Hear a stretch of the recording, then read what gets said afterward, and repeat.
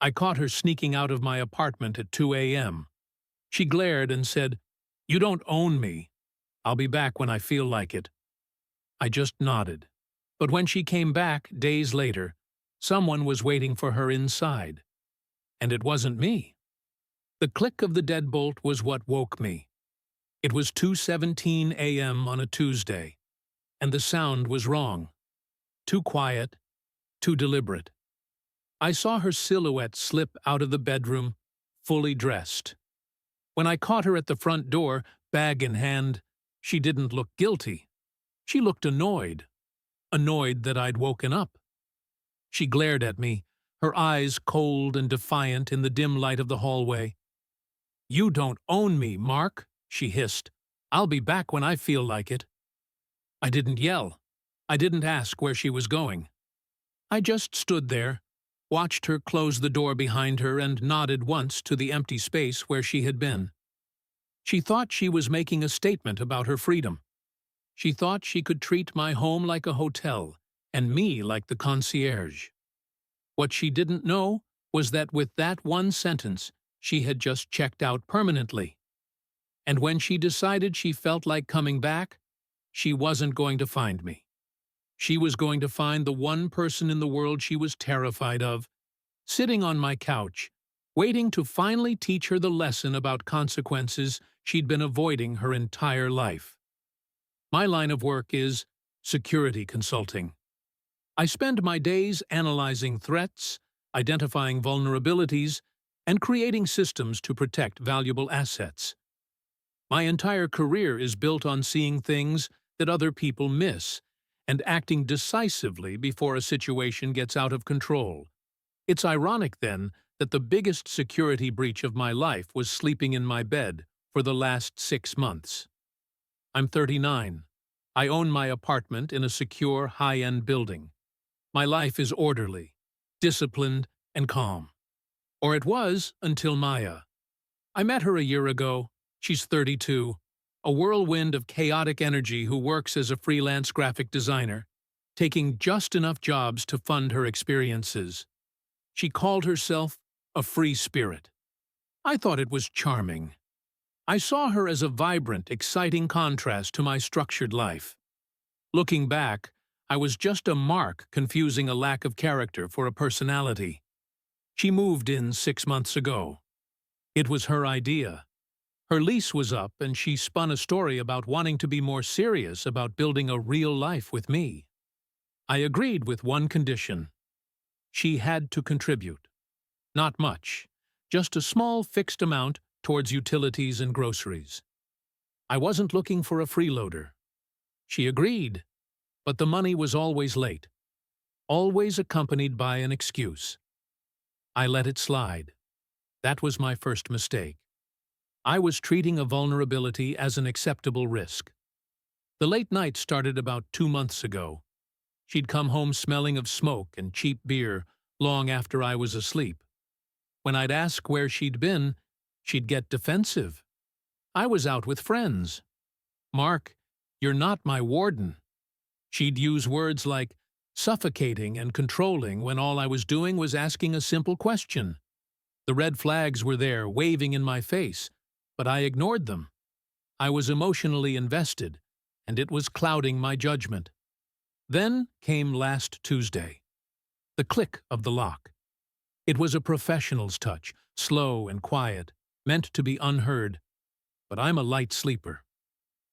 I got out of bed and walked to the hallway. She was there at the front door, dressed in jeans and a leather jacket, her purse slung over her shoulder. She was frozen like a deer in headlights, one hand on the doorknob. The confrontation was short and brutal. There was no room for misunderstanding. "Going somewhere?" I asked, my voice flat. Her fear instantly morphed into anger. It was a classic deflection tactic. "I don't have to report my movements to you," she snapped. "At 2 a.m., without a word. In the apartment we share." "Yeah, you do." That's when she delivered the line that severed everything.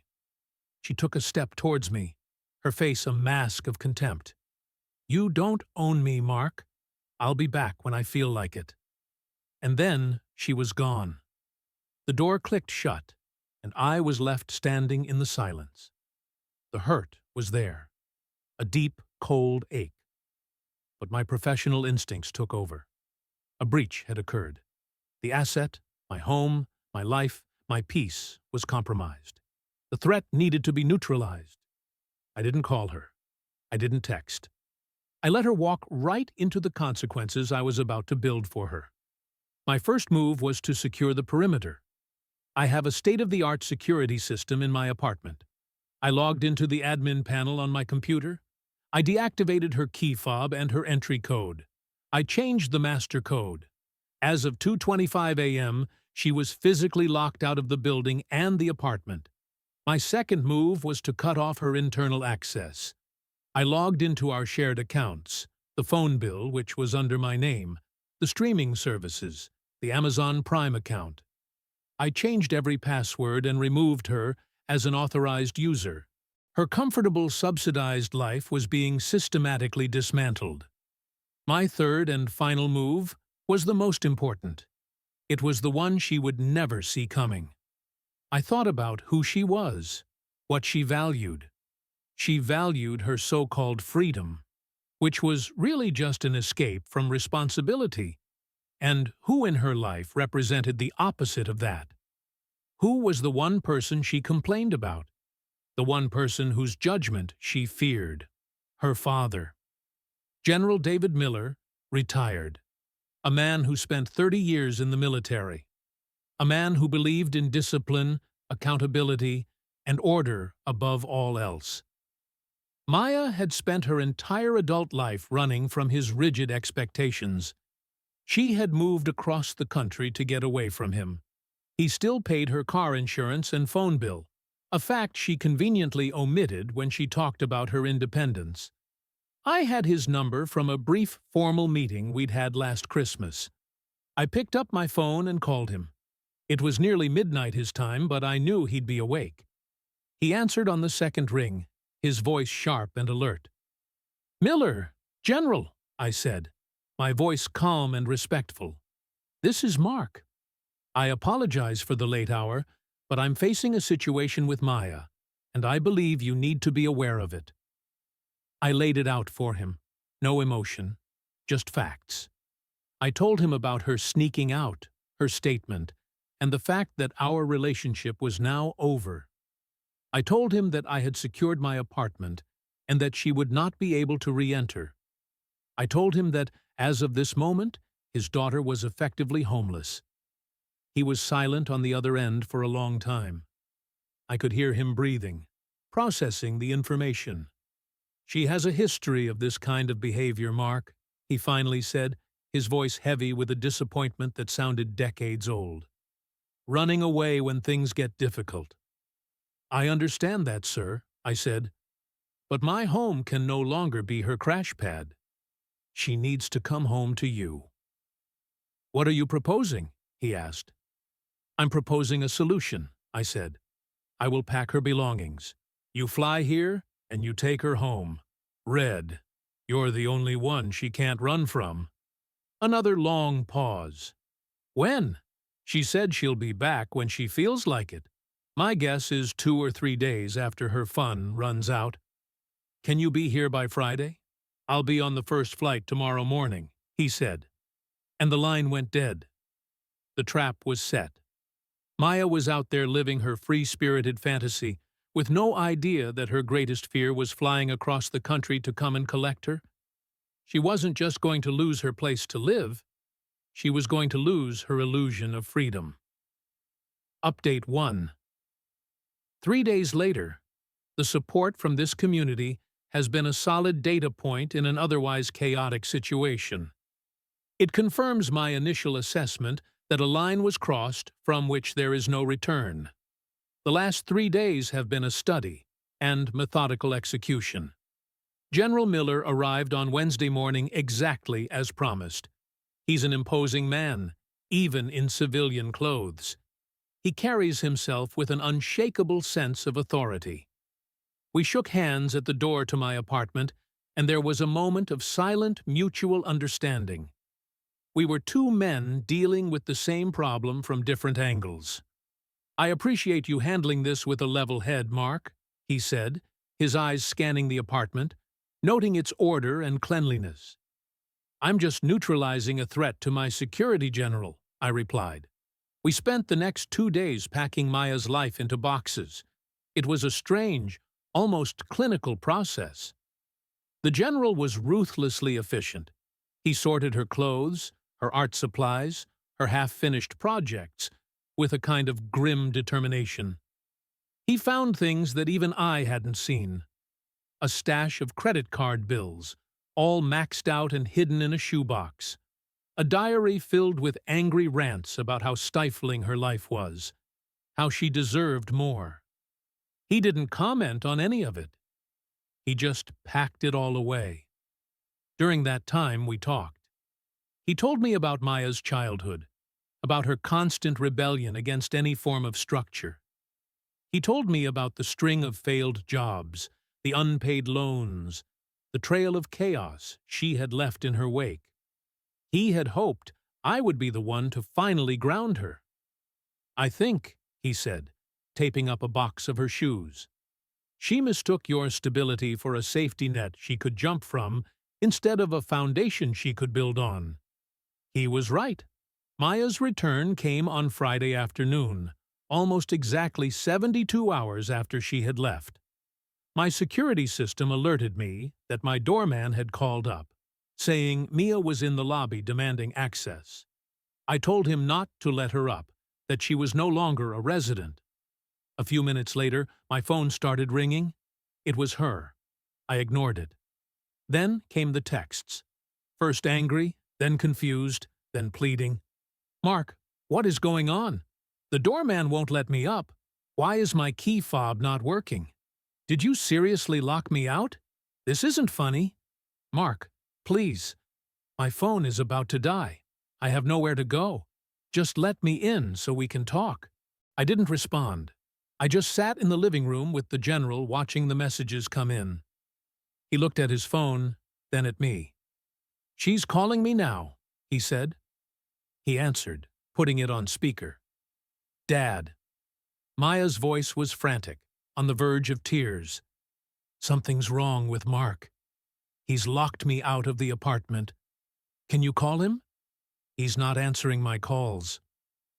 "I know he's not Maya," the general said, his voice like granite.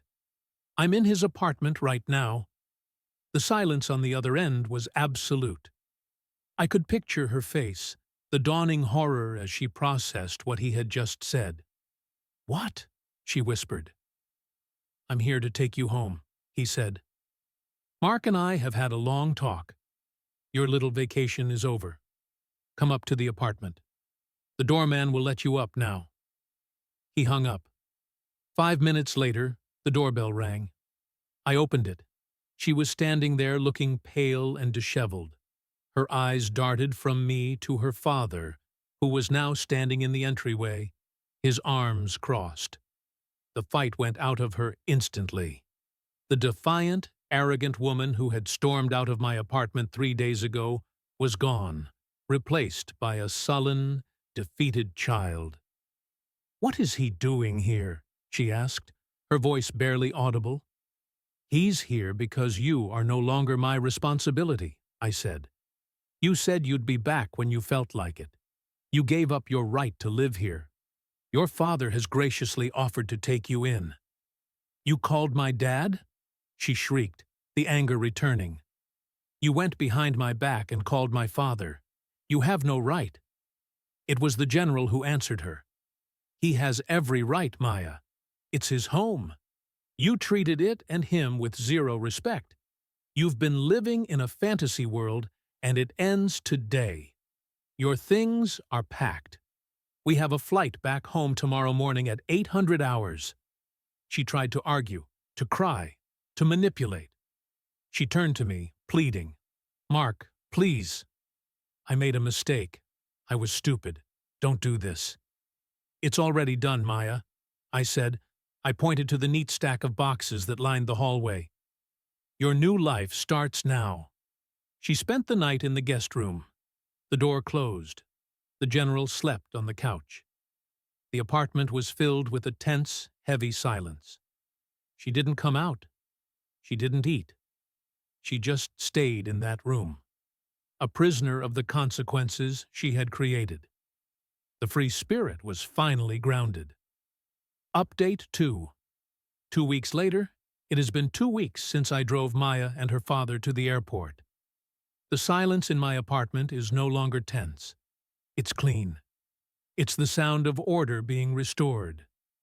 Thank you for following the story and for the insightful comments. It's clear this kind of behavior is more common than I thought. The flight home, according to a brief professional follow-up call from the general, was unpleasant. Maya was apparently sullen and hostile, refusing to speak to him. When they arrived at her parents' home, the reality of her new situation began to set in. Her father, true to his word, had laid down the law. Her freelance career, which consisted of a few small projects a month, was not a real job. She had 30 days to find full-time employment.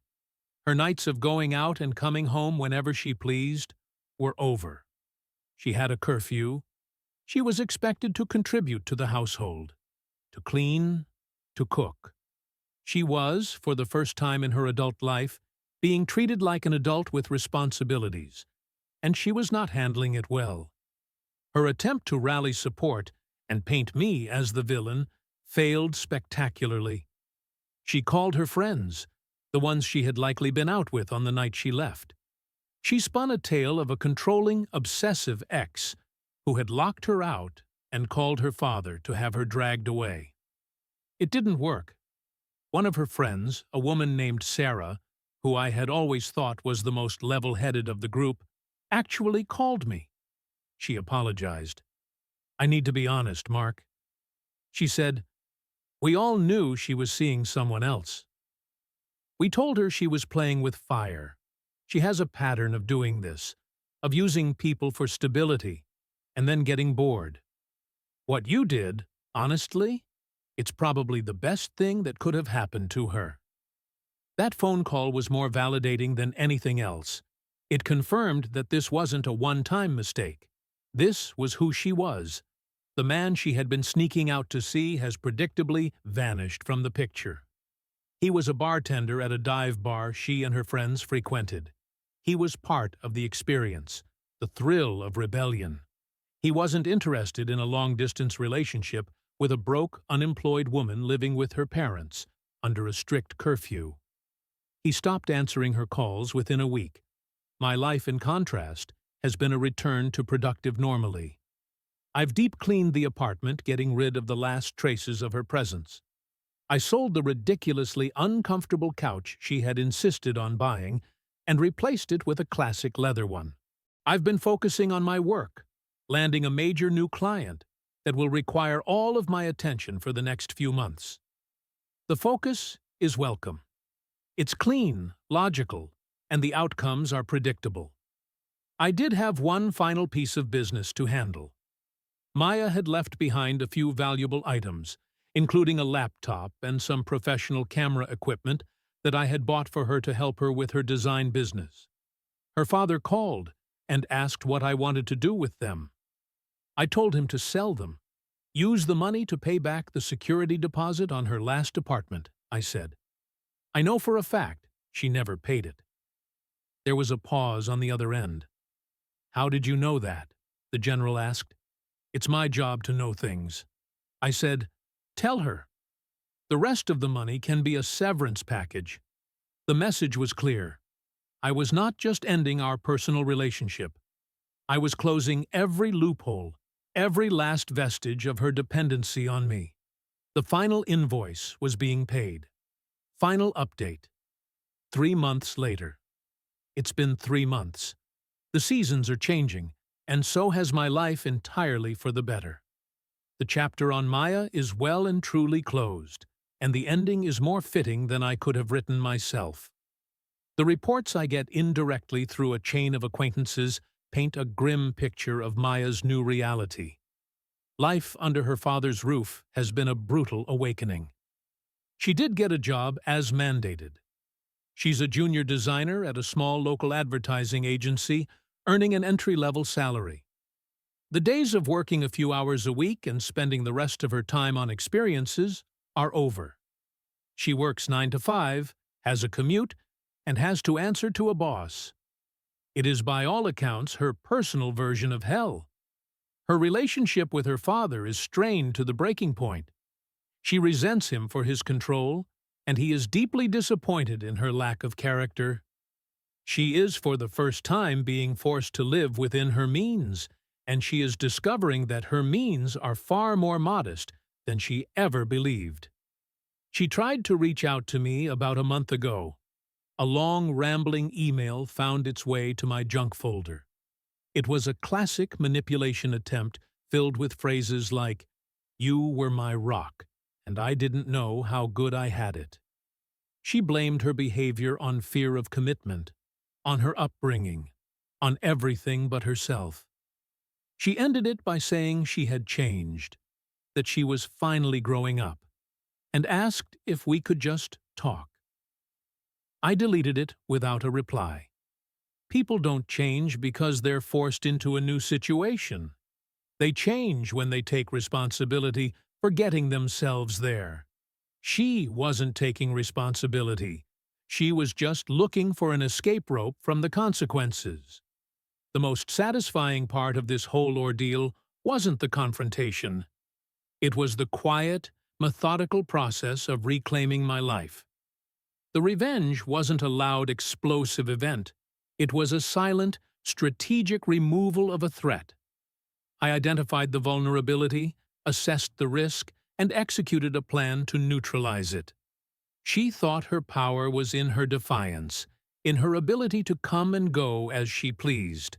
She never understood that real power lies in stability, in self-sufficiency, in the quiet confidence of a man who owns his own life. I didn't need to scream or rage to win. I just needed to make one phone call and let the natural order of her life reassert itself. I'm seeing someone new now, an architect. She's brilliant, driven, and her life is as well structured as the buildings she designs. We have conversations about foundations, about integrity, about building things that last. When she stays the night, she doesn't sneak out. She's there in the morning making coffee, talking about our plans for the day. It's a partnership, not a sponsorship.